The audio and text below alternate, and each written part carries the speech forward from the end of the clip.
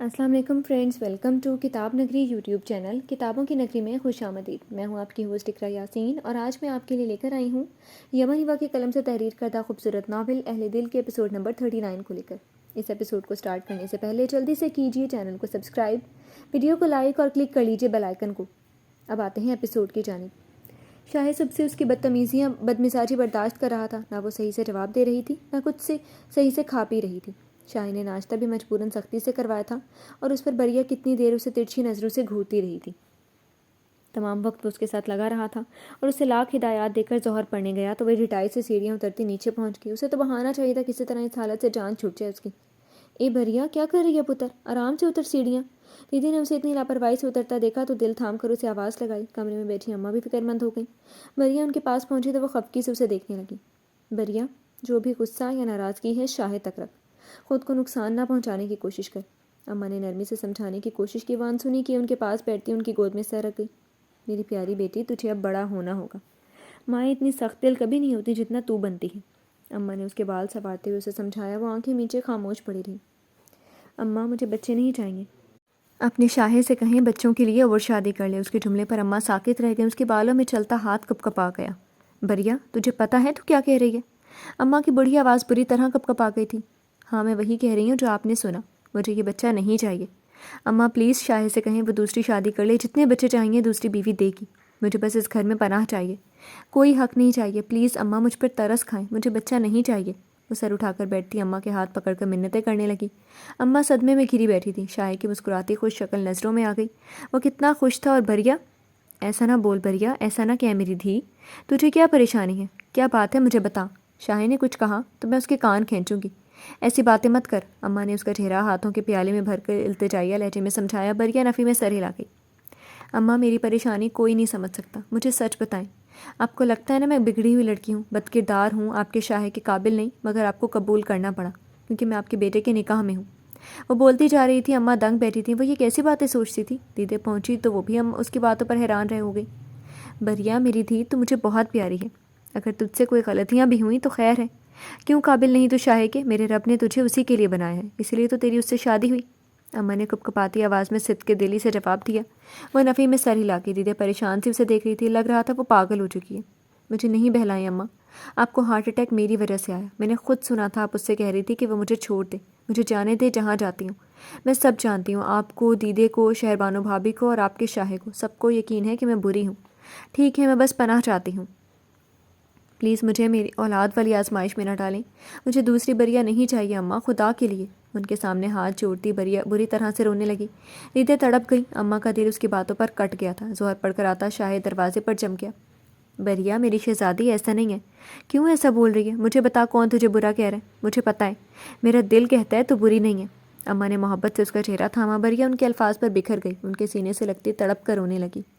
اماں میں بری نہیں ہوں، کوئی نہیں مانتا، وہاں محلے میں سب بریا کو بد کردار کہتے تھے، بھابھی اور بھائی سمجھتے تھے بریا بد چلن ہے، میں بری نہیں ہوں۔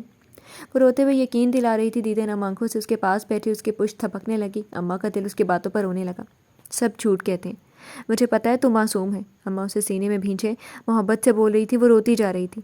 میں بری نہیں تھی، مجھے میری اپنی ماں چھوڑ کر چلی گئی، میرے باپ سے لڑ کر طلاق لے لی، مگر بریا کو نہیں لیا۔ میرے بابا نے مجھے ہمیشہ اس عورت کی بیٹی سمجھا، مجھ سے نفرت کی۔ میرے بھائی نے ہمیشہ یہی سمجھا کہ میں اپنی ماں کی طرح گھر سے چلی جاؤں گی۔ وہ روتے ہوئے پہلی دفعہ اپنے بارے میں اماں کو بتا رہی تھی، صرف اماں کو، کیونکہ انہوں نے کہا تھا انہیں بریا پر اعتبار ہے۔ بریا پانی پی لے، رونا بند کر۔ اماں نے اسے چپ کروایا۔ دیدی نے اسے ٹھنڈا پانی پلایا۔ وہ سسکتی ہوئی وہیں نڈھال سی لیٹ گئی۔ اماں اس کا بھیگا چہرہ دیکھ رہی تھی۔ شاہ کی ناانصافی پر دل پریشان ہونے لگا اور دروازے پر کھڑا شاہ پلٹ کر وہاں سے اپنے کمرے میں چلا گیا۔ اماں پلیز شاہ سے کہیں وہ دوسری شادی کر لے۔ وہ آنکھیں بند کیے یہی ضد کیے جا رہی تھی۔ اماں پریشان سے سر پکڑ کر بیٹھی۔ دیدے نے آ بھر کر بریا کو دیکھا۔ عجیب خوشی ملی تھی جس میں خود خوشی دینے والی ہی خوش نہ تھی۔ کمرے میں بیٹھا شاہ الگ پریشان ہو رہا تھا۔ اس بار بریا کو منانا مشکل ترین ہو رہا تھا۔ جری آفس سے لوٹا تو ہنا کمرے میں اندھیرا کیے بیٹھی تھی۔ وہ لائٹس آن کر کے اس کے پاس بیٹھ گیا۔ ہنا، گاؤں چلیں؟ تم اچھا محسوس کرو گی، وہ نرمی سے ہنا کے بال سنوارتے ہوئے پوچھ رہا تھا۔ ٹھیک ہے، وہ فوری مان گئی۔ وہ بھی جیسے فرار چاہتی تھی اپنی سوچوں سے اور اپنی ماں کے جرم سے۔ اسے بھی ماحول بدلنا تھا۔ اوکے، ابھی تو اٹھو اور منہ ہاتھ دھو کر فریش ہو رہو، باہر کھانا کھانے چلتے ہیں۔ وہ اسے ریلیکس کرنے کے لیے نرمی سے بولا۔ ہنا اٹھ کر باتھ روم میں بند ہو گئی۔ زراعت تھکن زدہ سے وہیں بیڈ پر باہیں پھیلا کر لیٹ گیا۔ آج اماں سے شام میں بات کی تھی، رہ نہیں پایا تھا، سب بتا دیا۔ اماں کو شدید افسوس ہوا تھا۔ وہ ان کی آواز کا دھیما پن صاف محسوس کر گیا تھا، مگر وہ خود کو سنبھال کر جرار کو تسلی دینے لگی۔ ہنا کا پوچھا تو اس نے وہی بتایا جو اس کی ہنا کی حالت تھی، گمسم سی بیٹھی رہتی تھی، خواہ ہی جرار سے نظریں چراتی پھرتی تھی۔ اماں نے سنا تو کچھ دن کے لیے اپنے پاس بلوا لیا۔ جرار کو یہ فیصلہ بہترین لگا تھا۔ حماد صاحب سے بات کی تو وہ بھی راضی ہو گئے۔ موسم اب اتنا بدل گیا تھا کہ صرف پنکھوں میں ہی گزارا اچھا ہو جاتا تھا۔ گرمیاں بس ختم ہونے کو تھیں، وہ بھی جانتے تھے۔ ہنا گاؤں والوں سے بہت خوش ہوتی تھی۔ وہ فریش ہو کر باہر آئی تو جرار اٹھ کر بیٹھ گیا، نم بال پشت پر بکھرائے وہ اس کے پاس سر جھکا کر بیٹھ گئی۔ جرار کو اس کا انداز عجیب لگا تھا، یوں جیسے کوئی مجرم ہو، جیسے کوئی انجان انسان کے پاس تکلف سے بیٹھا ہو۔ اس کی بے تکلفی اور شریر شرمیلا انداز سب ختم ہو گیا تھا۔ تم مجھ سے یوں فاصلہ رکھ کر اجنبیوں کی طرح رہنا کب بند کرو گی؟ کہ تمہیں لگتا ہے کہ صرف تم دکھی ہو؟ جرار کے سنجیدہ سوال پر وہ بوکھل آ گئی۔ نہیں، ایم سوری، میں نے ایسا بالکل نہیں سوچا۔ ہنا یوں گھبرائی جیسے وہ قتل کر ڈالے گا۔ جرار کو اس کے رویے پر تشویش ہونے لگی۔ ہنا، تم ایسے کیوں ہو گئی ہو؟ کیا مجھے نہیں جانتی ہو؟ یا ہم پہلی بار مل رہے ہیں؟ مجھ سے اتنا گھبرانے کیوں لگی ہو؟ جرار اسے اپنی باہوں کے ہلکے میں لیتا نرمی سے بول رہا تھا۔ وہ سر جھکا گئی، دل میں چوٹ تھا، اپنا آپ اس کے سامنے مجرم محسوس ہوتا تھا۔ گنہگار تو اس کی ماں تھی، اور ہنا یہ بات جانتے ہوئے بھی نہ انہیں سزا دے پا رہی تھی، نہ جرار کو بتا پا رہی تھی۔ ہنا، کیا پریشانی ہے؟ اتنا مت سوچو، اللہ ہمیں انشاءاللہ بہت پیارے پیارے بچے دے گا، صحت مند اور شرارتی سے۔ اسے ریلیکس کرنے کے لیے مسکرا کر بولتے ہوئے بولا تو، اور اس کے نم گالوں پر باری باری لب رکھتا اسے خود میں سمیٹ گیا۔ اس کے محبت بھرے انداز پر ہنا کی آنکھیں نم ہو گئی۔ جرار، میں نے آپ کی خوشی برباد کر دی، اس کے کندھے میں چہرہ چھپاتی بھیگی آواز میں بولی۔ جرار اس کے الفاظ پر ٹھنڈی آہ بھر کر رہ گیا۔ کیا وہ صرف میری خوشی تھی؟ تم خوش نہیں تھی؟ اس کے سوال پر ہنا جھٹکے سے سر اٹھا کر اسے دیکھنے لگی۔ کیا وہ ناراض ہو رہا تھا؟ مگر نہیں، وہ نرم نگاہوں سے ہنا کو دیکھ رہا تھا۔ میں خوش تھی جرار، بہت خوش تھی، میں نے اتنا کچھ سوچا تھا۔ وہ بولتے بولتے رو پڑی۔ جب ہم دونوں کا غم برابر ہے تو مل کر بانٹنا چاہیے نا ہنا، خود کو الزام کیوں دے رہی ہو میری جان؟ ایسے اکیلے غم نہ مناؤ، مجھ سے شرمندہ مت ہو، اصل تکلیف تو تم نے جھیلی ہے۔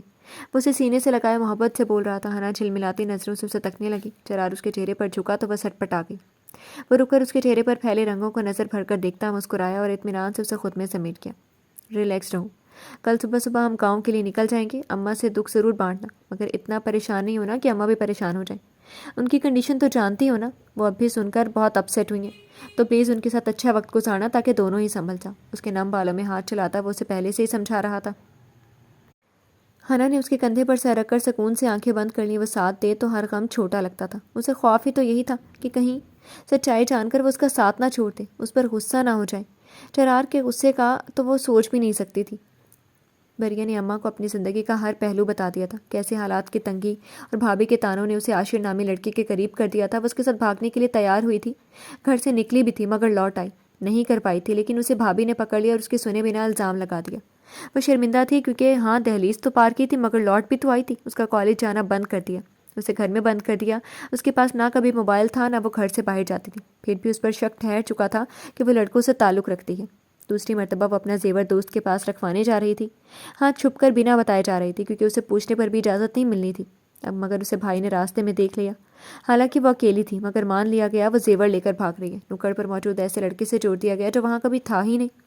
اس کے بعد زندگی مزید مشکل کر دی گئی تھی۔ عجیب قسم کے لوگوں کے رشتے آنے لگے تھے اور اسے سب کے سامنے پیش کر کے بھابھی اس کے کردار پر بھی باتیں کرتی تھی۔ ان حالات سے تنگ آ کر اس نے شاہ سے شادی کا کہا تھا، مگر اسے آج تک یہ گلا تھا کہ شاہ نے اس کے کہے پر شادی کری تھی، مگر اعتبار نہیں کرتا تھا۔ اماں نے اسے سمجھانے کی کوشش کی، وہ نادان تھی، خود پر خود بھی باتیں کرتی رہی تھی۔ شاہ نے کبھی دوسروں کے سامنے اس کے کردار کو برا بھلا نہیں کہا تھا، وہ اس پر کسی کو بولنے تک نہیں دیتا تھا، مگر اس کی وہی ضد تھی، اسے اولاد نہیں چاہیے تھی۔ عشاء کی نماز پڑھ کر شاہ آیا تو اماں کے کمرے میں جا پہنچا۔ موسم اب اتنا بدل گیا تھا کہ صحن میں سویا نہیں جاتا تھا، سب کمروں میں پنکھے چلا کر اب سونے لگے تھے۔ وہ اماں کے پاس بیٹھ گیا۔ اماں جری کے لیے افسردہ تھیں، وہ تسلی دیتا رہا۔ دل اس کا بھی جری کے لیے اداس ہو رہا تھا۔ وہ اس کے دل میں بھریا کی طرف سے خوف بڑھ گیا تھا۔ جری کے بعد اب وہ اس خوشی سے محروم نہیں ہونا چاہتا تھا۔ شاہ، تو اس کا ہر رویہ چپ کر کے برداشت کر لینا، یہ وقت مشکل ہے، مگر خیر سے گزرنے دینا، غصہ نہ کرنا، بہت برے حالات سے گزری ہے وہ۔ اماں نے شاہ کو بھریا کے سارے حالات بتا کر سمجھایا۔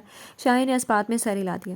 صبح آ رہے ہیں نا جری، بس اس کے ساتھ اچھا وقت گزار لیں اماں، اللہ اسے پھر سے خوشی دے گا، اتنا غم نہ کریں۔ اماں کو تسلی دیتا وہ جری کے آنے کا بتاتے ہوئے سمجھا رہا تھا۔ اماں نے آہ بھر کر سر ہلایا۔ وہ تھک کر سونے کے لیے لیٹی تو شاہ اٹھ کر اوپر اپنے کمرے میں پہنچ گیا۔ بھریا بیٹھ کے ایک کنارے پر سمٹ کر سو رہی تھی، سائڈ ٹیبل پر دودھ فروٹ ویسے کا ویسا ہی پڑا تھا۔ وہ اس کے پاس بیٹھ کر نرمی سے اس کے بکھرے بال سمیٹنے لگا۔ بریا آنکھیں کھول کر اسے دیکھنے لگی۔ سونے کی کوشش میں ناکام ہو رہی تھی اور شائع کے اس طرح قریب بیٹھنے والی حرکت پر اس کی ناک چڑھائی تھی۔ دودھ کیوں نہیں پیا؟ ضائع کرنے کے لیے رکھا ہے، شائع نے نرم لہجے۔ تم خود پی لو، اتنا افسوس ہو رہا ہے تو۔ میں نے نہیں مانگا تھا، وہ اکتا کر بولی تھی۔ شائع نے اس کے کندھوں کے گرد بازو پھیلا کر یکدم اٹھا کر بٹھا دیا۔ یہ لو ابھی پی لو اور بعد میں منع کر دینا۔ وہ دودھ کا گلاس اٹھا کر اس کے لبوں سے لگاتے ہوئے بولا، مجھے نہیں پینا، مجھے نہیں پسند، دور کرو اسے۔ بریا کا دودھ کی اسمیل سے جی مت لانے لگا۔ شائع نے نفی میں سر ہلا کر دودھ کا گلاس دور کر دیا۔ تم جان بوجھ کر ایسا کر رہی ہو نا؟ شائع اس کے گرد حصار باندھتا اپنے قریب کر کے پوچھنے لگا۔ مجھے دودھ شروع سے نہیں پسند، لیکن اگر اس سے واقعی میری جان چھٹ سکتی ہے تو میں جان بوجھ کر بھی کر سکتی ہوں۔ اس کے سینے پر ہاتھ جما کر اسے دور کرنے کی کوشش کرتی اسپاٹ لہجے میں بول رہی تھی۔ وہ اس کی بات پر خاموشی سے اسے سینے سے لگا کر اس کا سر تھپ تھپانے لگا۔ موسم بدل رہا ہے، سردی کے حساب سے تمہاری شاپنگ کر لاؤں گا، اگر تمہیں کچھ ضروری منگوانا ہے تو بتا دو، اگلی دفعہ سب لے آؤں گا۔ اس کے ہاتھ تھام کر لبوں سے لگاتا وہ نرمی سے بول رہا تھا، تم جس وجہ سے اتنی اچھے بن رہی ہو نا، میں وہ وجہ ختم کر دوں گی۔ بہتر ہے یہ بات یاد رکھ کر مہربانیاں کرو۔ وہ اسے دور کرنے کی کوشش میں ناکام ہونے پر غصے سے بولی۔ شائع اس کے الفاظ پر اسے آزاد کر کے پیچھے ہوا اور اپنی جگہ پر چلا گیا۔ کیا پہلے تمہیں کچھ نہیں لا کر دیا؟ کیا واقعی میرا رویہ پہلے کبھی اچھا نہیں رہا تمہارے ساتھ؟ ہاں، ڈانٹتا رہا ہوں، غصہ کرتا رہا ہوں، اور وہ میری نیچر ہے، ایسا آگے بھی ہوتا رہے گا، لیکن اس کا مطلب یہ نہیں کہ میں کبھی خیال نہیں رکھتا تھا۔ وہ اپنی جگہ پر لیٹتا تعصب سے بول رہا تھا۔ بریا سر جھٹک گئی، اب نرم نہیں پڑنے والی تھی۔ اگر تم میری یہ بات مان لو تو مان جاؤں گی، تم اچھے ہو۔ پینترا بدلتی لہجہ دھیمے کر کے بولی۔ شائع نے بغور اس کا زرد کمزور چہرہ دیکھا۔ مجھے یہ بات ماننے کا کوئی ایک فائدہ بتا دو۔ وہ سنجیدگی سے سوال کر رہا تھا۔ بریا کھسک کر اس کے قریب ہوئی۔ شائع نے اس کی حرکت پر ابرو چڑھائے۔ تم دوسری شادی کر سکتے ہو کسی بھی پسندیدہ خوبصورت اور شریف لڑکی سے، تمہارے پاس 2 بیویاں ہوں گی، اور کیا فائدہ چاہیے؟ اسے لالچ دے رہی تھی، کیا خوب بہلاوا تھا۔ شائع مسکرا دیا۔ کوئی خوبصورت پسندیدہ لڑکی مجھ سے شادی شدہ مرد سے کیوں شادی کرے گی؟ وہ مسکراہٹ دبا کر سنجیدگی سے سوال کرنے لگا۔ تم میں کیا کمی ہے؟ اتنی اچھی جاب ہے، ہینڈسم ہو، کسی سے بھی کہو وہ تیار ہو جائے گی شادی کے لیے۔ وہ اپنے مطلب کے لیے کھلے دل سے اس کی تعریف کر رہی تھی۔ شائع کو اس کا یوں بات کرنا اتنا اچھا لگ رہا تھا کہ جی چاہا بات بڑھاتا جائے۔ میری پسندیدہ میں بھی تو کوئی کمی نہیں ہوگی، ایک کنواری لڑکی مجھ سے شادی کے لیے یہی شرط رکھے گی، پہلی بیوی کو طلاق دوں۔ شائع کے جملے پر بریا کا چہرہ تاریک ہو گیا تھا۔ تم دے دینا، وہ کچھ توقف کے بعد بولی تو لفظ ٹوٹ ٹوٹ کر ادا ہوئے تھے۔ شائع کو اس کا انداز پوری طرح چپا تھا۔ بے ساختہ اسے کھینچ کر خود میں بھینچ گیا۔ پاگل ہو گئی ہو بریا، ایسا کبھی نہیں ہوگا، تم میری زندگی ہو اور صرف تم ہی رہو گی میری بیوی۔ اسے سینے سے لگائے لبوں سے دیوانہ وار اس کے چہرے کو چھونے لگا۔ بریا اس کے سینے میں سمٹ سی گئی۔ سہمے ہوئے دل کو کچھ سکون میسر ہوا۔ ایک اطمینان کافی تھا کہ یہ گھر اس سے نہیں چھینے گا، کوئی یہاں سے نکالے گا کوئی نہیں۔ مجھے بچے نہیں چاہیے۔ اس کے کندھے پر ماتھا ٹکائے بے چارگی سے اپنی بات دہرا رہی تھی۔ وہ انکار سے تھک رہی تھی۔ اس کا دل اب اسے چپ رہنے پر اکسا رہا تھا، مگر وہ مستقبل میں اپنا ہی ماضی دیکھنے سے ڈر رہی تھی۔ ضد مت کرو بریا، جو تم چاہتی ہو وہ سخت گناہ ہے، قتل ہے، کیوں نہیں سمجھ رہی تم؟ وہ نرمی سے سمجھانے لگا۔ وہ اسے سمجھاتے رہنے کو تیار تھا، چاہے پورے 9 ماہ اسے یہ کرنا پڑے۔ وہ صبر سے ایسا کرنے والا تھا۔ اماں کے سمجھانے کے علاوہ بھی اسے اب بریا پر غصہ نہیں آ رہا تھا۔ اس کی حالت کی وجہ سے شائع کا دل اس کے لیے ضرورت سے زیادہ نرم ہو رہا تھا۔ مجھے دوسری بریا نہیں چاہیے، اس کے سینے سے لگی چڑچڑے لہجے میں بولی۔ اگر بیٹا ہوا تو؟ شائع نے اس کی آنکھوں میں دیکھتے ہوئے گویا اس کا ارادہ بدلنا چاہا۔ تو تمہارے جیسا ہوگا، مجھے وہ بھی نہیں چاہیے، بریا بدلحاظی سے بولی تو شائع نے اسے گھورا۔ میری بیٹی ہوگی انشاءاللہ، وہ بھی تمہارے جیسی، تھوڑی نکچڑی سی اور بڑی بڑی آنکھوں والی، لڑتی جھگڑتی ہوئی۔ اس کا سر اپنے کندھے پر رکھ کر بال سنوارتے ہوئے سکون سے بولا۔ تم؟ بریا نے غصے سے کچھ بولنا چاہا، مگر وہ اس کے لبوں پر انگلی رکھ کر روک گیا۔